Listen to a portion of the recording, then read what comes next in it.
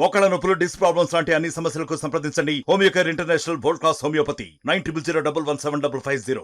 యావత్తున జెడ్పీటీసీలము ఎంపీపీలము నాతో పాటు అందరం కూడా బాయ్కాట్ చేసిపోతా ఉన్నాం. ఇవాళ మా ప్రధాన అంశం ఏంటంటే ఇవాళ డిఈఓ గారిని వెంటనే సస్పెండ్ చేయాలని ఇవాళ నేను డిమాండ్ చేయడం జరిగింది. ఎందుకంటే నేను ఎమ్మెల్యేగా ఒక బాధ్యత కలిగే ఎమ్మెల్యేగా హుజురాబాద్ నియోజకవర్గంలో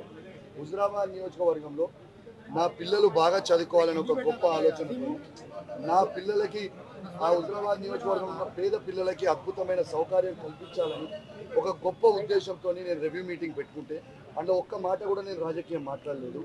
డిఈఓ గారు ఎంఈఓకి ఈ నోటీస్ పంపిస్తారు, ఏమని ఎమ్మెల్యే గారు రివ్యూ మీటింగ్ పెట్టుకుంటే మీరు ఎట్లా అటెండ్ అవుతారని నోటీస్ పంపిస్తారు, సమాధానం ఇవ్వని అని ఇచ్చి 2 రోజుల లోపల ఎంఈఓని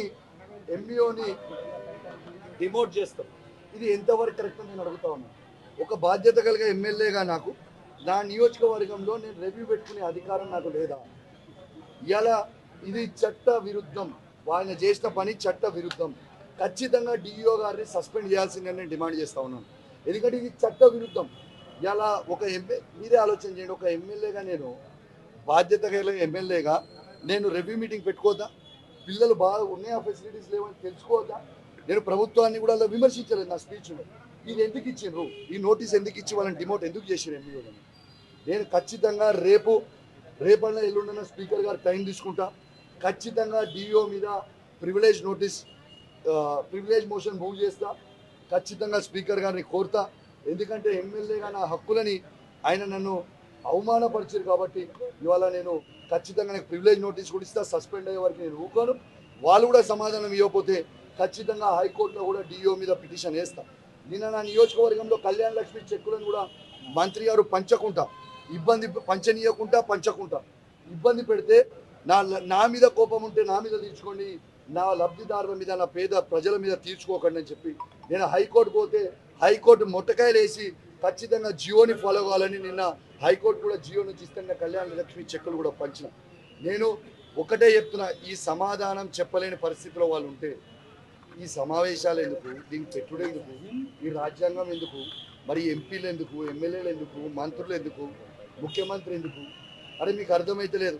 ఇవాళ ఒక మన యావత్ తెలంగాణలో ఉన్న ప్రతి ప్రజాప్రతినిధి అవమానించినట్టు తీరుతుంది. మీరు అందరూ అర్థం చేసుకోవాలి. ఇవాళ ఆ మీటింగ్లో నేను ఒక్కనే లేను. నేను నాతో పాటు జెడ్పీ చైర్మన్ గారు, ఎంపీపీలు, జెడ్పీటీసీలు, ఎంపీటీసీలు, కౌన్సిలర్లు, మున్సిపల్ చైర్మన్లు అందరు కూడా ఉన్నారు. అంటే ఇంతమంది ప్రజాప్రతినిధులని మీరు అవమానించినట్టు కదా. దేనికోసం అవమానిస్తున్నారు? దీనికి జవాబు చెప్పాలి ప్రభుత్వం. దీనికి ఖచ్చితంగా డిఈఓని సస్పెండ్ చేసే వరకు నేను ఊకునే ప్రసక్తే లేదని చెప్పి సందర్భంగా తెలియజేస్తూ ఆల్ హెచ్ఎంస్, ఆల్ హెడ్ మాస్టర్స్ని అందరినీ కూడా పిలుస్తాం. అందరికి కూడా నోటీస్ ఇవ్వడం ఎంతవరకు కరెక్ట్? అంటే పిల్లల భవిష్యత్ కోసం మనం మాట్లాడుతుంటే నోటీస్ ఇచ్చి వాళ్ళని సస్పెండ్ చేసి డిమోషన్ చేస్తే ఏందన్నా?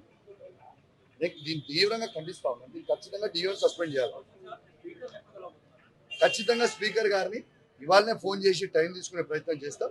స్పీకర్ గారు టైం ఎప్పుడు ఇస్తే అప్పుడు పోతా. ఈ 1-2 days లోపలనే కలిసే ప్రయత్నం చేస్తా స్పీకర్ గారిని. ఖచ్చితంగా స్పీకర్ గారికి ఇచ్చి ప్రివిలేజ్ మోషన్ ఖచ్చితంగా మూవ్ చేస్తాం. ఇలా చాలా బాధాకరం. ఇంకొకటి ఏంటంటే ఇవాళ ఒక దళిత జెడ్పీటీసీ ఇలా సమావేశానికి వస్తుంటే పోలీసు వాళ్ళు అడ్డుకుంటారు. ఎందుకు అడ్డుకోవాలని నేను అడుగుతాను. ఇలా ఒక దళితులను చిన్న చూపు చూస్తా ఉన్నారని నేను అడుగుతాను.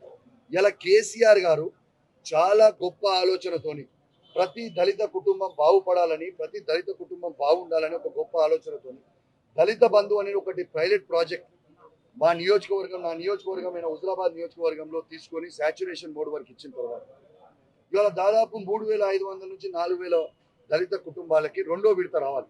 ఆ 2వ విడత ఇవ్వకుండా ఈ సమావేశంలో నేను జవాబు అడిగితే కలెక్టర్ గారు చెప్పిండ్రు. ఇవాళ స్వయంగా కలెక్టర్ గారే మీ మీడియా సాక్షిగా చెప్పిండ్రు, ప్రభుత్వము రైటింగ్లో రాసి దళిత బంధు అనేది ఆపాలే దాన్ని అని చెప్పి రైటింగ్లో రాసి ఇచ్చిన కలెక్టర్ గారు మీ సాక్షిగా చెప్పిండ్రు. మీరు అందరు విన్నారు. యావత్ తెలంగాణలో ఉన్న ప్రతి దళితుని ఆలోచించమని కోరుతా ఉన్నాను. ఇలా మీకు ఇచ్చే కేసీఆర్ గారు ఇంత గొప్ప స్కీమ్ ఇచ్చే దళిత బంధుని ఇవాళ ఈ ప్రభుత్వం లిఖిత పూర్వితంగా రాసి ఆపమని కలెక్టర్ గారికి ఆదేశాలు ఇచ్చారని కలెక్టర్ గారు స్వయంగా ఇవాళ జెడ్పీ మీటింగ్లో చెప్పడం చాలా బాధాకరం. నేను వెంటనే ఈ ప్రభుత్వాన్ని డిమాండ్ చేస్తా ఉన్నా. నేను అసెంబ్లీలో కూడా మాట్లాడినా, ఇలా స్వయంగా దళిత స్పీకర్ సాక్షిగా మాట్లాడినా, నా నియోజకవర్గంలో ఉన్న దళితులతో పాటు యావత్ తెలంగాణలోకి ఎవరెవరికి దళిత బంధు ఇచ్చారో వాళ్ళందరూ కూడా డబ్బులు వెంటనే రిలీజ్ చేయాలని నేను డిమాండ్ చేసిన, ఇప్పుడు కూడా డిమాండ్ చేస్తా ఉన్నా అని చెప్పి సందర్భంగా తెలియజేస్తాను. మరిన్ని వీడియోస్ కోసం ఛానల్ ని సబ్స్క్రైబ్ చేయండి, లేటెస్ట్ అప్డేట్స్ కోసం వాట్సాప్ ఛానల్ ని ఫాలో చేయండి అండ్ లింక్ డిస్క్రిప్షన్ లో ఉంది.